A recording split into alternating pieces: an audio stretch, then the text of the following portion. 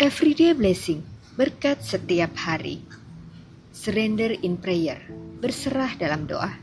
Yakobus 4 ayat 2. Kamu mengingini sesuatu tetapi kamu tidak memperolehnya. Lalu kamu membunuh, kamu iri hati, tetapi kamu tidak mencapai tujuanmu. Lalu kamu bertengkar dan kamu berkelahi. Kamu tidak memperoleh apa-apa karena kamu tidak berdoa. Ada satu kisah, sebut saja si B ini merasa kesal sepanjang hari. Ia sudah bekerja keras, tetapi justru rekan kerjanya yang mendapat pujian dari atasan. Dalam hatinya mulai muncul rasa iri.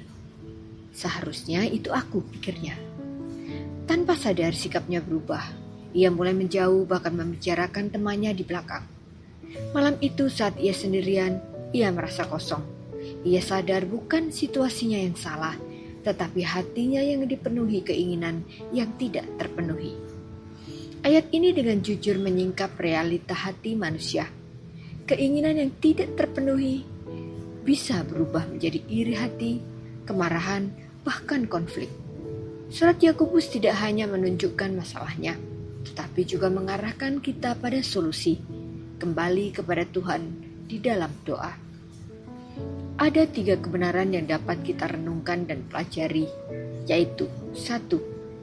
Keinginan yang tidak terpenuhi bisa menjadi dosa.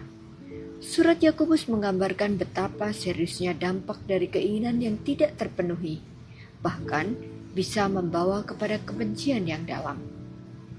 1 Yohanes 3 ayat 15, setiap orang yang membenci saudaranya adalah seorang pembunuh.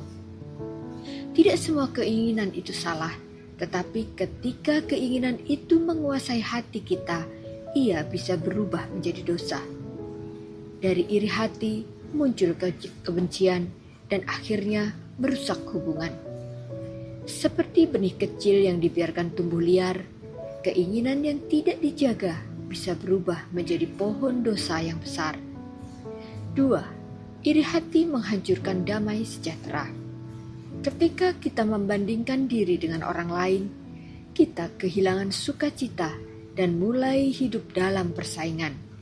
Amsal 14 ayat 30, hati yang tenang menyegarkan tubuh, tetapi iri hati membusukkan tulang. Iri hati membuat kita fokus pada apa yang tidak kita miliki, bukan pada berkat yang sudah Tuhan berikan. Akibatnya, hati kita penuh keluhan dan tidak ada damai. Seperti rayap yang perlahan menggerogoti kayu, iri hati diam-diam menghancurkan hati kita dari dalam. 3. Solusi, yaitu membawa segala keinginan dalam doa. Surat Yakobus memberikan kunci yang sederhana, tetapi sering diabaikan.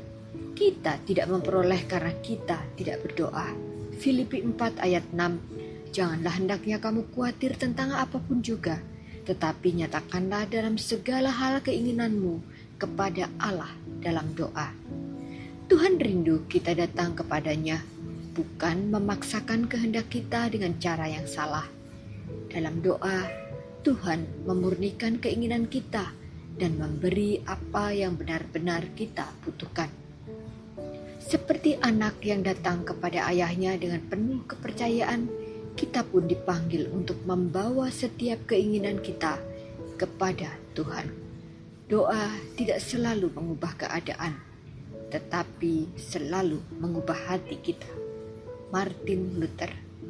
Surat Yakobus 4 ayat 2 mengingatkan bahwa keinginan yang tidak terpenuhi bisa membawa kita jatuh dalam dosa jika tidak diserahkan kepada Tuhan.